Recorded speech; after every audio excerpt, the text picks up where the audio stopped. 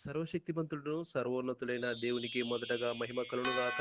ఈ యొక్క మాటలను ఆలకిస్తున్న శ్రోతలందరికీ హృదయపూర్వకమైన వందనాలు తెలియజేసుకుంటున్నాము. ఈ దినాన నూతన నాలుక అనే విషయమై మనము ఆలోచన చేద్దాం. పరిశుద్ధ గ్రంథం నుండి ఫిలిప్పీలకు రాసినటువంటి పత్రిక 2వ అధ్యాయము 11వ వచనములో, ప్రతివాని నాలుకయు తండ్రి అయిన దేవుని మహిమార్థమై యేసుక్రీస్తు ప్రభువు అని ఒప్పుకొనున్నట్లు అనుగ్రహించెను. ఈ వచన విషయమై మనము ఆలోచన చేసినట్లయితే, మన నాలుక ఎల్లప్పుడూ ఎప్పుడు ప్రభువైన యేసుని నామమును పైకి ఎత్తిపట్టేదిగా ఉండాలి. అంతేకాని వ్యర్థమైన మాటలను కఠినంగా తీర్పు తీర్చేందుకు, విమర్శించేందుకు, దూషించేందుకు, లేక అబద్ధాలు చెప్పబడేందుకు అయితే కాదు.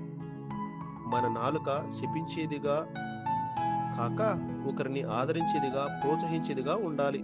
బలపరిచేదిగాను, ఆశీర్వదించేదిగాను ఉండాలి. మనం అనుకూలమైన మాటలు తప్ప బలహీనపరిచే భయంకరమైన మాటలు మాట్లాడకూడదు.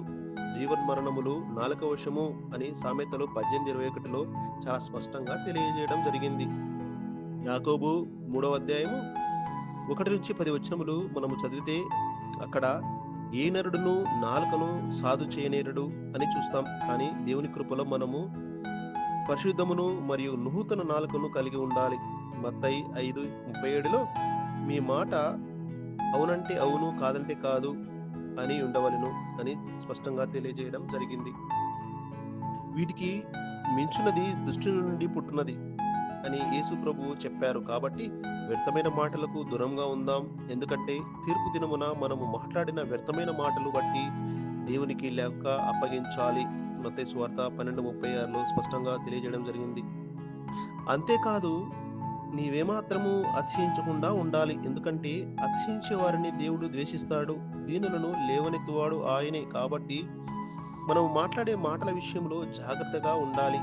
మన నాలుక జాగ్రత్త వహించినట్లు ఈ రోజు నుండే మా నాలుకను నా రక్షకుని మహిమపరిచేందుకు, నా తోటి వారిని ప్రోత్సహించేందుకు వాడతామని ఒక తీర్మానం చేసుకుందాం. ఇంతకాలము మన నాలుకతో ఎంతో అజాగ్రత్తగా ఉన్నాం.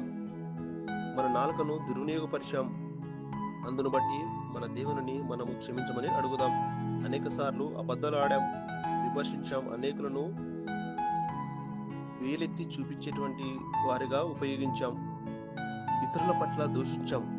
అందును బట్టి దేవుడి దగ్గర మనము క్షమాపణలు కోరుకొని ఇక నుంచి ఈ యొక్క నాలుకను ప్రభువు పరిచర్య విషయమై, అందరినీ ఆశీర్వదించేటువంటి విషయమై, మంచి మాటలు పలికేటువంటి విషయమై ఉండేదిగా మనము చూసుకుందాం. ఇటు మాటలు బట్టి దేవుడు మనలందరినీ ఆశీర్వదించును గాక. God bless you all.